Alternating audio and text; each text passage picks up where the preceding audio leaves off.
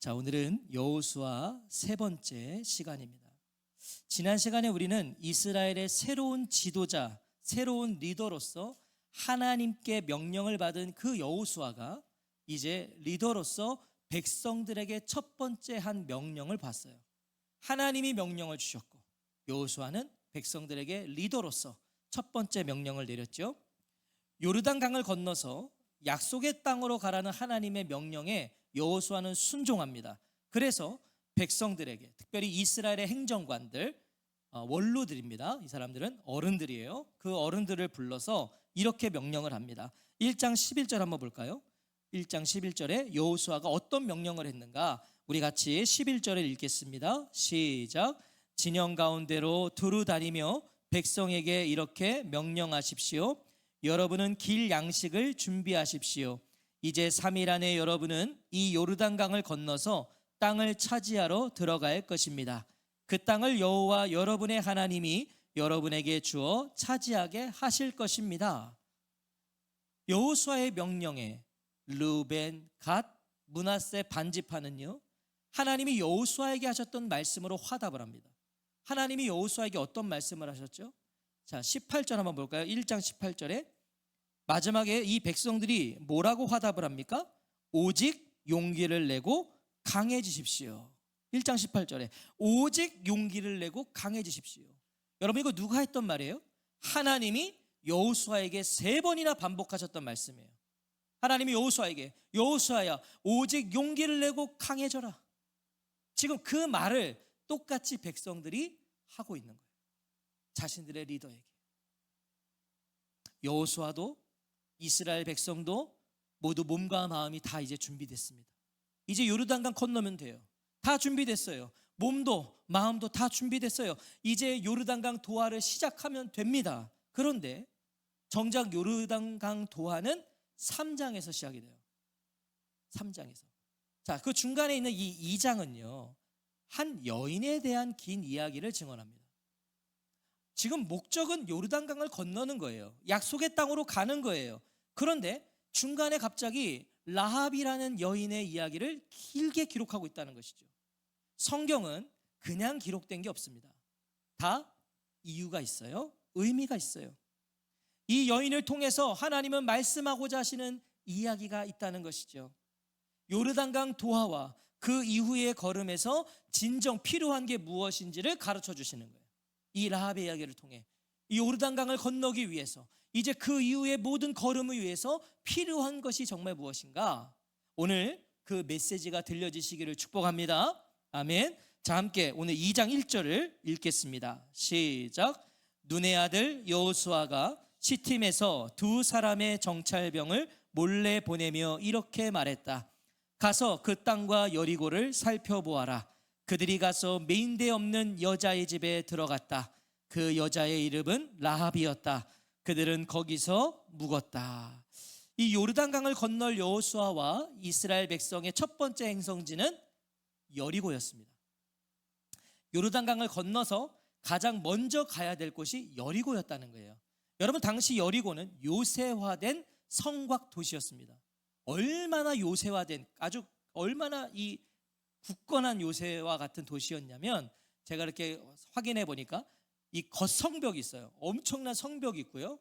그 안에 안성벽이 또 있는 거예요. 그러니까 이중으로 되어 있는 거죠. 큰 겉성벽, 안성벽, 그 안에 주요 도시와 마을이 있는 거예요. 그러니까 철통 보안이 되어 있는 거죠. 자, 이 여리고는 요르단강에서 서쪽으로 8km 떨어져 있는 곳이었고요. 가나안의 중앙으로 갈 수 있는 교두보였다는 겁니다. 그러니까 여리고 점령이 중요한 거예요. 여기를 점령해야 가나안 중앙을 향하여 갈 수 있는 거예요. 여호수아는 바로 그 여리고의 상황을 살피기 위해서, 그 여리고의 정세를 확인하기 위해서 2명의 정찰병을 보내는 거죠. 자, 이런 여호수아의 결정이요, 그의 부족한 믿음에서 나온 것이다 라고 말하는 견해들이 있어요. 여호수아가 이게 믿음이 부족했다. 왜요? 하나님이 이미 다 약속하셨고 하나님이 가기만 하면 된다고 다 말씀하셨는데 왜 여호수아는 또 확인을 하기 위해 2명을 보냈는가? 믿음이 없었다. 이렇게 해석하는 견해들이 있어요. 하지만 지금 여호수아는요, 여리고를 갈지 말지를 결정하기 위해서 정찰병들을 보낸 게 아닙니다. 야, 저기 가도 되냐? 저기 가지 말아야 되냐? 니들 가서 좀 확인 좀 해봐. 이렇게 보낸 게 아니라는 거예요. 여호수아는 실수하고 싶지 않았고요, 이 여리고 점령을 잘 하고 싶었던 거예요. 잘 정복하고 싶어서 그는 준비했던 것이죠. 믿음은 그런 것입니다. 믿음은 될 대로 되라가 아닙니다. 누가 그게 믿음이래요? 될 대로 되라. 믿음은 저지르고 보는 게 아닙니다.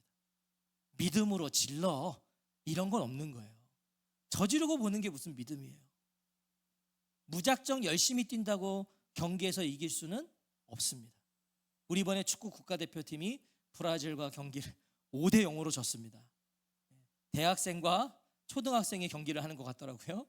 어쩜 그렇게 브라질은 편하게 축구를 하는지. 여러분, 무작정 열심히 뛴다고 이길 수 있는 건 아니에요. 전략과 전술을 짜야 되고 그것을 갖추어야죠. 계획을 세워야 잘 싸우죠.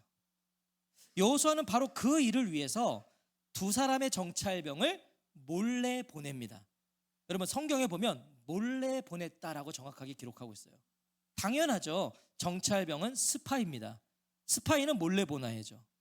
그런데 여기서 몰래 보냈다는 것은요, 단순히 스파이니까 몰래 보냈다, 그 정도 의미가 아니라 이것은 이스라엘 백성들조차도 모르게 보냈다라는 거예요. 적을 모르게 보내는 게 스파이인데, 지금 여기서 이 두 정찰병은 이스라엘도 모르게 보냈다는 거예요. 그러니까 두 정찰병을 보낸 건 누구만 안다? 여호수아만 아는 거예요. 그 정도로 극비리에 조심스럽고 비밀리에 보냈다는 거죠. 이것은 무엇을 의미할까요?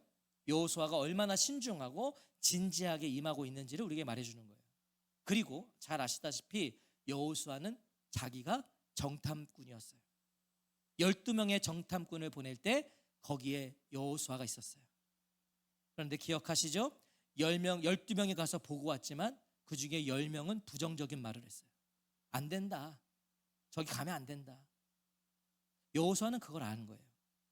사람을 많이 보내봐야 여러 사람들의 이야기가 나오면 더 혼란스러워져요. 그 부정적인 말 한마디가 영향력을 끼쳤거든요. 그래서 여호수아는 자기가 선별한 딱 두 사람만 보내는 거예요. 이스라엘 백성들 모두가 모르게. 만약 이스라엘 백성들이 알았으면 어떡할까요? 아유, 또 저런다, 또 저런다. 저거 보면 뭐해? 안 된다니까? 이런 이야기들이 나올 수 있다는 것이죠. 1절은 여리고에 입성한 두 정찰병이 메인대 없는 여자 라합의 집에 들어갔다라고 말씀합니다. 여러분, 메인대 없는 여자라고 그래요. 개역 개정 성경에는 기생 라합이라고 하죠. 기생집에 들어갔다 그래요. 자, 그럼 메인대 없는 여자가 뭔가? 우리 성경책 새한글 성경 밑에 보면 조그만 글씨로 나와 있어요. 메인대 없다는 것은 아직 결혼하지 않았고 어떤 남자 아래에도 있지 않은 여자를 뜻합니다. 그러니까 메인대가 없다 이거예요. 이 말은 매춘부였다는 겁니다. 라합은 매춘부였어요. 중요한 사명을 가진 자들이에요. 이 두 정찰병들은 정말 중요한 사명을 갖고 있죠. 그런데 그런 사람들이 어디로 갔어요? 매춘부의 집으로 들어갔어요. 이상하죠. 이상해요. 하지만 당시의 정황에서는 이거 현명한 판단이었습니다. 왜 그런가 하면 이 두 정찰병은 분명 스파이입니다. 스파이는 노출되면 안 돼요. 걸리면 안 돼요. 그런 면에서 메인대 없는 여자, 이 라합의 집은 의심을 피할 수 있는 최적의 장소였던 거예요. 자, 생각해 보세요. 라합의 집은 늘 누가 드나들어요? 남자들이 드나들어요. 거기는 매춘부의 집이니까. 그러니까 거기에 남자들이 들어가는 건 의심받지 않는 거예요. 그냥 거긴 늘 남자들이 들어가니까. 하지만 이 두 정찰병이 라합의 집으로 들어간 건 분명 하나님의 섭리입니다. 자, 여리고에 메인대 없는 여인이 라합뿐은 아니었겠죠. 여러분, 그 여리고에 매춘부 여성이 라합뿐이었겠냐고요. 많았겠죠. 근데 그 가운데 라합의 집으로 들어갔다. 하나님의 섭리가 있는 거예요. 하나님이 두 정찰병을 막 보이지 않는 손으로 모르셔서 그 집에 쑥 들어가게 하신 거죠. 우리가 잠시 후에 확인하겠지만 하나님은 하나님을 알고 하나님을 바라보는 바로 이 라합을, 여리고 정복의 도우미로 준비해 두셨던 거예요. 라합을 아셨어요. 하나님이. 이 라합이 어떤 여인인지를 아셨어요. 하나님을 알아요. 하나님을 믿어요. 하나님을 의지하는 여인이었다는 걸 아셨기 때문에 그 집으로 들어가게 하셨다. 자, 하지만 두 정찰병의 임무는요, 보기 좋게 실패합니다. 실패해요. 2절 한번 볼까요? 우리 2절 읽겠습니다. 시작. 누군가 여리고 임금에게 이렇게 알렸다. 보십시오. 오늘 밤에 이스라엘 사람 몇이 이리로 왔습니다. 이 땅을 엿보려고요. 두 정찰병은 잠입과 동시에 정체가 탄로납니다. 여러분, 이것은 스파이로는 실패한 거예요. 도대체 어떤 스파이길래 들어가자마자 걸려요? 들어가자마자 어떻게 노출이 돼요? 그들의 노력과 실력이 부족해서였을까요? 여러분 생각해 보세요. 여호수아가 이 막중한 임무를 갖고 있는 사람들을 아무나 뽑아서 보냈겠습니까? 그냥 눈에 보이는 야, 너 가. 아니요. 여호수아가 봤을 때 신앙적으로도 실력적으로도 능력적으로도 갖춘 두 사람을 뽑았겠죠. 이 중요한 임무니까 보낸 거예요. 그들의 노력과 실력이 부족한 거 아니에요. 사실 당연한 결과죠. 여러분 생각해 보세요. 10절을 보시면요, 라합은 이스라엘의 출애굽 사건, 요르단강 건너편 아모리 두 왕을 죽인 사건, 이것을 라합 자신뿐만 아니라 가나안의 모든 사람들이 알고 있다 그래요. 10절에 보면 라합이 그 소식 다 알고 있다라고 그래요. 자, 그런 이스라엘이 지금 요르단강 건너에서 자신들에게 건너오려고 준비하고 있다는 걸 여리고 임금이 알까요? 모를까요? 알 수밖에 없죠. 아니 뭐 한두 명 오는 게 아니잖아요. 지금 이스라엘 백성들이 지금 요르단강 건너편에 자기들과 마주 딱 있다면 어떤 왕이 그걸 경계태세를 갖추지 않겠어요? 저것들이 넘어오면 우리가 불리해지는데. 그만큼 만반의 준비를 하고 있었던 거예요. 그래서 아무리 스파이라도 들어왔을 때 노출이 된 거죠. 여호수아만 머리 썼겠어요? 여리고 임금도 준비하고 있는 거죠. 우리는 여기서 가나안 정복의 키가 누구에게 있는지를 다시 한번 확인하는 거예요. 여러분, 가나안 정복의 키는 누구에게 있어요? 우리가 아무리 잘 준비해도, 우리가 아무리 계획을 잘 세워도 하나님의 도움 없이는, 하나님의 인도하심이 없이는 안 된다는 걸 잊지 마십시오. 여호수아가 잘 준비했어요. 좋은 사람 보냈어요. 그런데 안 되는 거예요. 여호수아 계획대로 안 돼요. 노출됐어요. 우리도 마찬가지입니다. 잘 준비하셨어요? 내가 최선을 다해서 아주 완벽하게 다 짜맞춰서 딱 해놨어요? 그 다음 하실 일은 뭔지 아세요? 기도하는 거예요. 하나님 도와주십시오. 이건 저의 말이 아니에요. 잠언 16장 9절에 사람의 마음이 자기 길을 계획하지만 그 발걸음을 굳건하게 세우시는 분은 여호와시다. 언제나 어디서나 하나님을 의지해야 한다는 것을 기억하시기 바랍니다. 의지하십시오.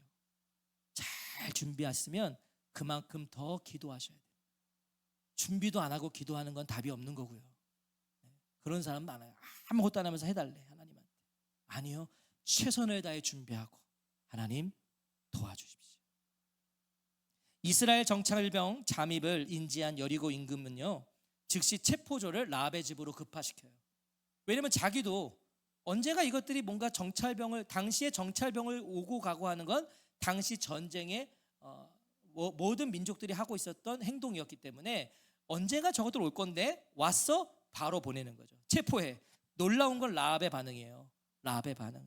자, 4절부터 6절을 제가 한번 읽어볼게요. 눈으로 같이 한번 읽어보세요. 4절부터 6절입니다. 라합은 이미 그 두 사람을 데려다가 숨겨주었던 터라 이렇게 대답했다. 예, 그들이 저에게 오기는 했습니다만 그들이 어디에서 왔는지 저는 모릅니다. 날이 어두워져서 성문을 닫을 즈음에 그 사람들이 나갔습니다. 그 사람들이 어디로 갔는지 나는 알지 못합니다. 빨리 그들을 뒤쫓아 가십시오. 따라잡을 수 있을 테니까요. 라합은 이미 그들을 옥상으로 데리고 올라가 옥상에 널어놓은 마 줄기 속에 숨겨주었던 것이다. 라합은 체포조가 들이닥칠 걸 마치 예견한 것처럼, 바로 자기 집으로 올 걸 안 것처럼 먼저 두 정찰병을 옥상에 널어놓은 마 줄기 속에 숨깁니다.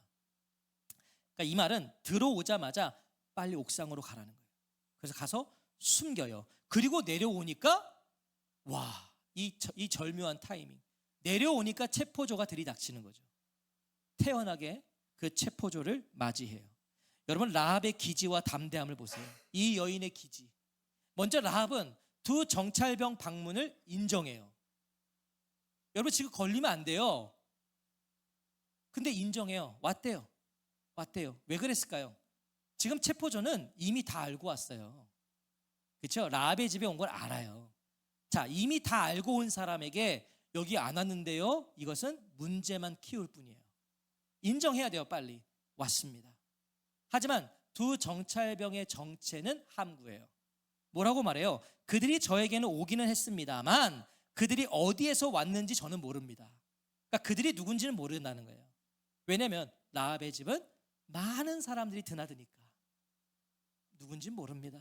근데 낯선 두 명이 온 건 맞습니다. 이렇게 대답하고 있는 거죠. 자, 그리고 이어서 그들의 방문은 사실이지만 날이 어두워져서 성문이 닫힐 즈음에 떠났다라고 거짓 정보를 흘려요. 거짓 정보에 이건 옥상에 있잖아요. 근데 떠났다. 그러니까 빨리 뒤쫓아가면 따라잡을 수 있다는 거예요. 놀라운 건 라합의 이 거짓말이 통했다는 겁니다. 여러분, 상식적으로 이게 통할 거짓말이 아니에요. 분명 라합의 집에 이스라엘의 정찰병들이 왔다는 걸 인지하고 왔어요. 체포조는 여기 왔어요. 그리고 라합도 그걸 인정했잖아요. 왔다고. 그러면요, 당연히 라합의 말과는 상관없이 먼저 수색을 해야죠. 그 집을 수색을 해야죠. 여러분, 우리가 경찰에 신고했어요. 근데 경찰이 왔어요. 근데 괜찮다고. 그리고 그냥 가면 그 사람 좋은 경찰 아니에요. 괜찮다고 그래도 확인을 해야죠. 진짜 괜찮은지, 정말 이 집에 문제가 없는지를 수색해야죠. 하지만 어찌된 영문인지 이 체포조는 어떤 확인 절차도 하지 않고 곧장 요르단강 나루로 내달리기 시작해요. 누구의 말만 믿고? 라합의 말만 믿고 그냥 가버리는 거예요. 그리고 7절은 이렇게 증언하죠. 그들을 뒤쫓는 사람들이 나가자 성문이 닫혔다. 그러니까 라합은 뭐예요? 얘 왔는데 떠났어요. 성문이 닫힐 즈음에, 닫히기 전에 그들은 떠났어요. 그래서 뒤쫓아가면 만날 수 있을 거예요. 왜? 아직 성문이 안 닫혔으니까. 그래 뒤쫓아갔더니 성문이 닫혔다. 여러분, 이거 무슨 의미일까요? 자, 지금 옥상에 있는 두 정찰병 입장에서는 당장의 위험은 피한 거예요. 그죠? 그 집을 떠났으니까. 하지만 성문이 닫혔다는 건 두 정찰병이 도간에 든 쥐가 되었다는 뜻이에요. 성 밖을 나가야 되거든요. 그래야 안전하거든요. 근데 성문이 닫혔다는 건 이 두 사람도 날이 밝아 성문이 열리기 전까지는 못 나간다는 뜻이에요. 자, 이 두 정찰병은 이제 성문이 열리기 전까지는 안심할 수 없게 된 거예요. 가장 불안한 밤을 지내야 되는 거예요. 체포조가 떠난 다음 라합은 곧장 옥상에 있는 정찰병들에게로 갑니다. 얼마나 떨고 있겠어요. 가요. 그리고 그 자리에서 정찰병들이 예상하지 못한 이야기를 시작합니다. 정말 누구도 예상하지 못한 이야기. 9절 말씀이에요. 우리 9절 같이 한번 읽어보겠습니다. 시작. 그리고 그 사람들에게 말했다. 나는 알고 있어요. 여호와께서 이 땅을 여러분에게 주셨다는 것을요. 또 우리는 여러분에 대한 무서움에 사로잡혔고 이 땅에 사는 사람들은 모두 여러분 앞에서 기죽어 있다는 것을요. 여러분, 두 정찰병은 자신들의 귀를 의심했을 거예요. 왜? 이방 여인이거든요. 이방 여인의 입에서 여호와 하나님의 이름이 툭 나온 거예요. 여러분, 우리가 예를 들어 이슬람 국가를 갔어요. 갔는데 갑자기 이슬람 사람이 저한테 오더니 저 사실은 하나님 믿습니다. 저 사실은 예수님을 믿어요. 라고 말한다면 이거 놀라운 일 아닙니까? 북한에 갔더니 누가 오더니 저 사실은 하나님의 자녀입니다. 놀라운 거잖아요. 지금 라합이 말이 그건 거예요. 자, 심지어 라합은 단순히 여호와 하나님의 이름만 말하질 않아요. 여호와께서 가나안 땅을 이스라엘에게 주신 것을 안다라고 그래요. 하나님이 너희에게 우리의 이 땅을 주신 걸 나 알아. 이 얘기를 하는 거예요, 라합이. 그래서 여리고 사람들은 무서움에 사로잡혀 있는 것이고 이 가나안에 사는 사람들은 모두 기가 죽어 있다라는 정보를 주는 거예요, 라합이. 너희 때문에 우리가 무서워하고 있어. 너희 때문에 우리가 기 죽어 있어. 하나님께서 여호수아에게 왜 그렇게 3번씩이나 용기를 내라, 강해져라 반복해서 말씀하셨는지가 지금 밝혀지고 있는 거죠. 하나님이 다 두렵게 만들어 놓으셨어요. 다 기죽게 하셨어요. 그래서 여호수아에게 용기 내라, 강해져라, 너는 가기만 해라 말씀하셨던 것이죠. 자, 이스라엘에 대한 이 무서움과 기죽음은 이미 하나님이 말씀하셨던 그 말씀의 성취입니다. 이미 하나님이 하신 말씀이 있어요. 신명기 2장 25절에 보면 이날에 내가 너에 대한 무서움과 두려움이 온 하늘 아래 여러 백성의 얼굴에 서리게 하려고 한다. 그들이 너의 소문을 듣고 벌벌 떨며 너 때문에 불안해할 것이다. 이미 말씀하셨어요. 그 말씀이 성취된 거예요. 하나님은 하신 말씀을 반드시 성취하십니다. 아멘. 오늘 그 믿음이 있으시기를 축원합니다. 하나님은 말씀하신 걸 반드시 성취하세요. 성경의 모든 말씀은 성취되었습니다. 아멘. 그리고 성취되고 있습니다. 그리고 성취될 것입니다. 여러분, 그 믿음 없이는 우리 이거 읽으면 안 됩니다. 이 성경은 성취되었고 성취되고 있고 성취될 것입니다. 우린 그래서 이 하나님의 말씀을 진지하고 겸손하게 읽는 것입니다. 자, 정말 놀라운 건 지금부터예요. 라합은요, 왜 자신들이 이스라엘을 무서워하고 왜 자신들이 이스라엘에게 기죽어 있는지를 밝혀요. 왜 우리가 너희가 무서운지, 왜 우리가 너희에게 기죽어 있는지를 밝히는데, 이스라엘이 두렵고 강한 존재여서가 아닙니다. 너네가 세서가 아니다. 너네가 강력해서가 아니다. 내가 보니까 너네가 능력이 출중해서가 아니라는 거예요. 라합은 이렇게 얘기하고 있죠. 우리가 들은 게 있다, 이 말을 해요. 우리가 너희들을 두려워하고 너희에게 기죽은 건 우리가 들은 게 있어. 그게 바로 10절이에요. 자, 10절 같이 읽겠습니다. 시작. 우리가 들은 것도 있어요. 여러분이 이집트에서 마르게 하여 물러나게 하셨다는 것이지요. 요르단강 건너편에 있는 아모리 사람들의 두 임금 시온과 옥에게 여러분이 어떻게 했는지도요. 그들을 완전히 없애버리셨다지요. 40년 전이에요. 40년 전 홍해를 갈라 이스라엘을 출애굽시키시고, 또한 요르단강 동편에 강력한 두 왕이었던 이 시온과 옥을 없애버리신 그 하나님에 대한 무서움과 기죽음이라는 거예요.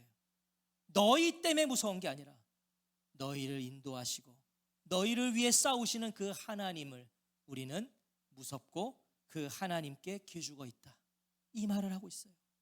이스라엘은 착각하면 안 되는 거죠. 지금 여기서 이 두 정찰병이 여호수아가 착각하면 안 되는 거예요. 아, 이것들이 우리한테 쫄았구나. 아, 이것들이 우리한테 기가 죽었구나. 착각하면 안 되는 거예요. 여러분, 착각하면 큰 코 다칩니다. 사탄이 우리를 두려워할 때는 우리가 기도를 많이 해서가 아니에요. 사탄이 우리를 두려워할 때는 우리가 하나님 안에 있고 하나님 가까이 있을 때뿐이라는 걸 명심하셔야 돼요. 여러분, 하나님 안에 있을 때 사탄이 벌벌 떠는 거죠. 우리가 하나님과 멀어지면 사탄의 놀이개가 되는 거예요.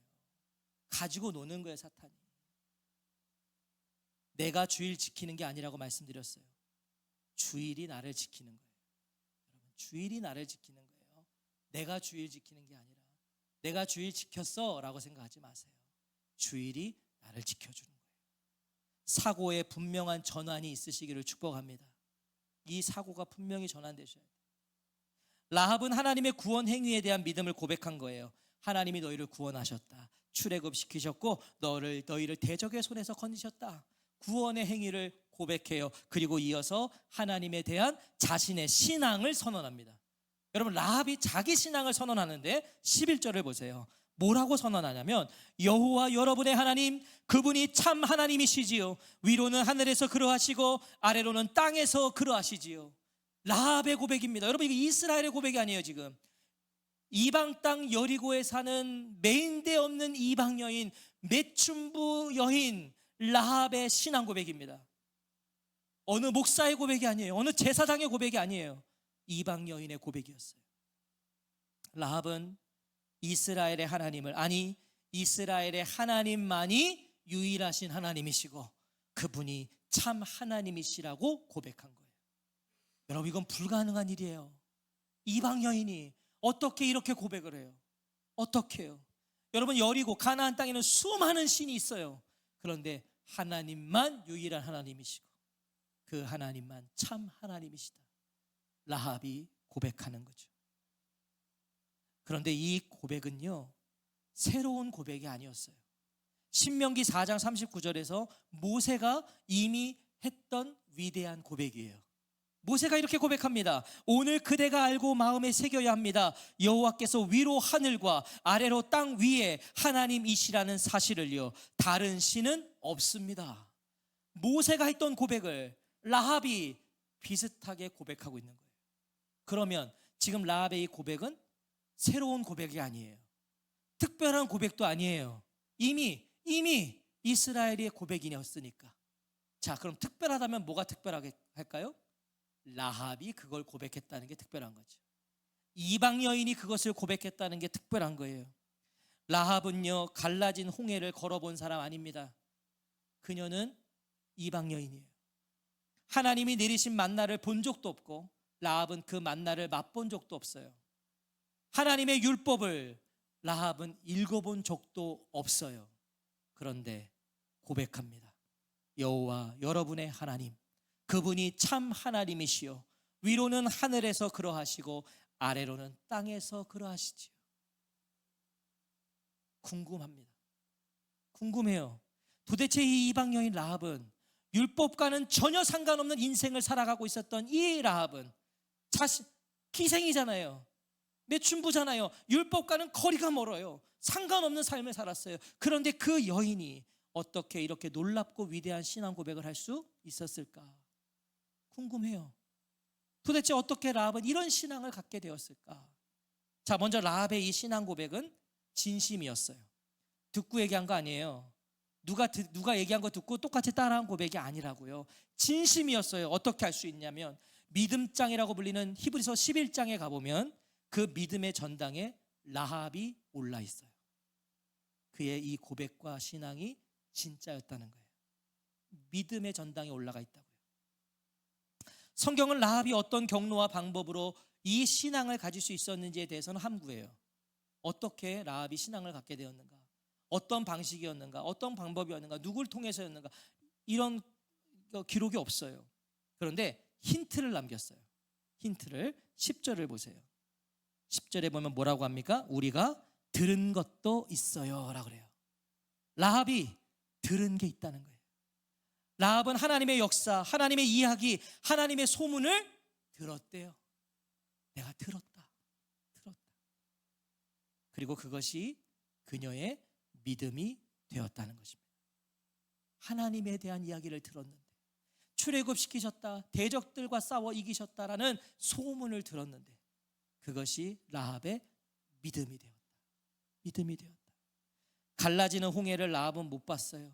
그 홍해를 건너는 인파 중에 라합은 없었어요. 기적을 경험하지 않았다고요. 라합은 기적을 본 것이 아니라고요. 그런데 라합은 믿어요. 여러분, 기적을 보면 믿음이 생길까요? 아니라니까요. 체험을 하면 믿음이 생길까요? 아니더라니까요. 라합은 기적을 봐서 믿은 게 아니고 체험을 해서 믿은 게 아니에요. 그냥 하나님에 대한 이야기를 들었는데 믿어요. 믿음이 어디에서 오는지를 다시 한번 분명하게 우리에게 가르쳐 주는 거죠. 여러분, 믿음은 기적에서 오지 않습니다. 믿음은 체험에서 오는 것이 아닙니다. 믿음은 듣는 데서 오는 거예요. 듣는 데서.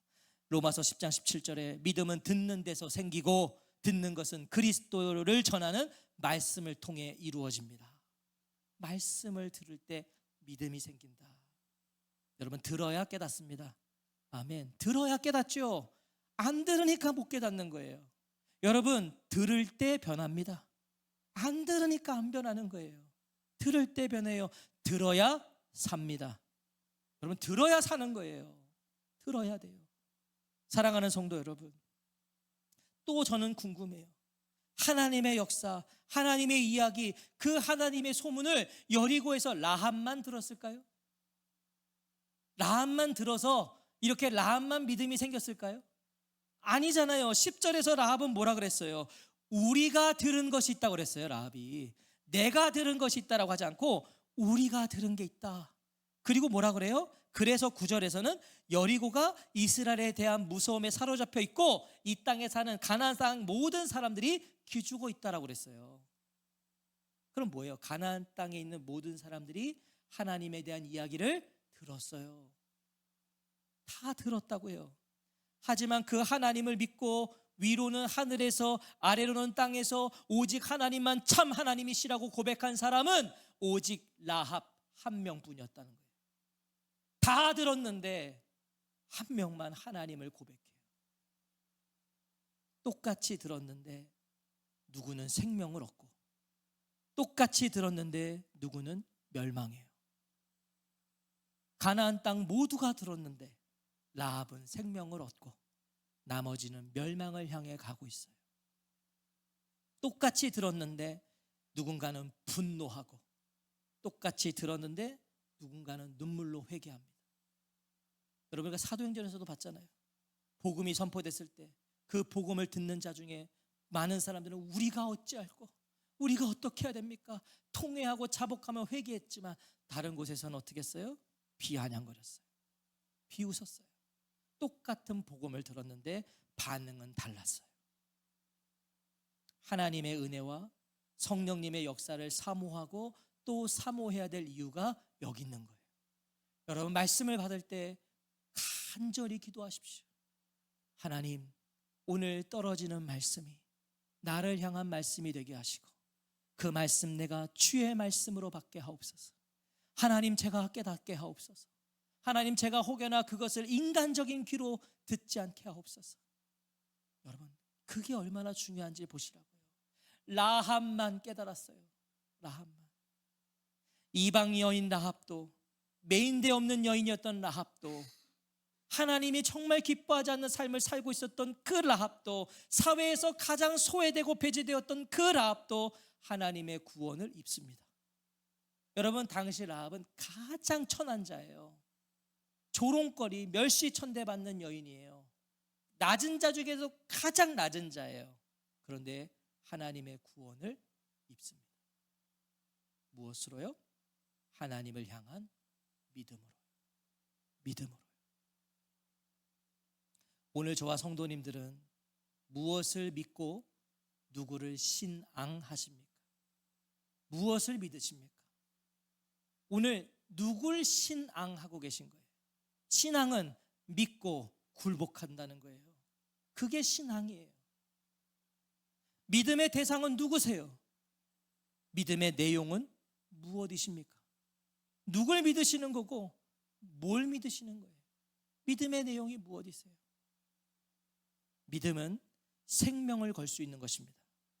여러분, 라합을 보세요. 라합이 체포조에게 거짓말을 했어요. 떠났다, 여기 없다. 이건 목숨을 건 행동이었어요. 거짓말이 탄로나면 라합은 그 자리에서 죽을 수 있는 거예요. 라합은 믿음으로 목숨을 건 거예요. 믿음은 생명을 걸 수 있는 것입니다. 신앙은 운명을 같이 할 수 있는 거예요. 신앙은 운명을 거는 거라고요. 여러분 보세요. 라합은 이방 여인이에요. 하나님께 버림받았다고 여겨졌어요. 오직 하나님은 아까 성경에서 이스라엘의 하나님이라고 그러잖아요. 라합도 이스라엘의 여호와 하나님. 근데 라합은요, 그 하나님은 나 같은 이방 여인도 구원하실 수 있는 분이다. 나같이 천한 여인도 그분은 사랑해 주시는 하나님이시다를 알았어요. 그래서 그 하나님께 내 운명을 건 거예요. 이방 여인임에도 거는 거예요. 하나님이 나를 외면하지 않으실 것이다. 여러분, 상에서 떨어지는 부스러기라도 먹게 해달라는 그 여인 기억하시죠? 그 심정인 거예요. 하나님은 나를 외면하지 않으실 것이다. 이것이 라합의 믿음이었다는 것이죠. 다시 한번 말씀드립니다. 믿음은 생명을 걸 수 있는 것이고 신앙은 운명을 같이 할 수 있는 것입니다. 오직 믿음으로만 우리는 하나님을 만납니다. 이 땅에서 하나님을 어떻게 믿음으로만 만납니다. 그리고 우리는 오직 그 믿음만을 들고 하나님 앞에 서게 될 것입니다. 하나님 앞에 뭐 들고 서실 거예요? 그 믿음 들고 서는 것입니다. 오늘 그것을 기억하시는 저와 성도님들이 되시기를 주님의 이름으로 축원합니다. 아멘.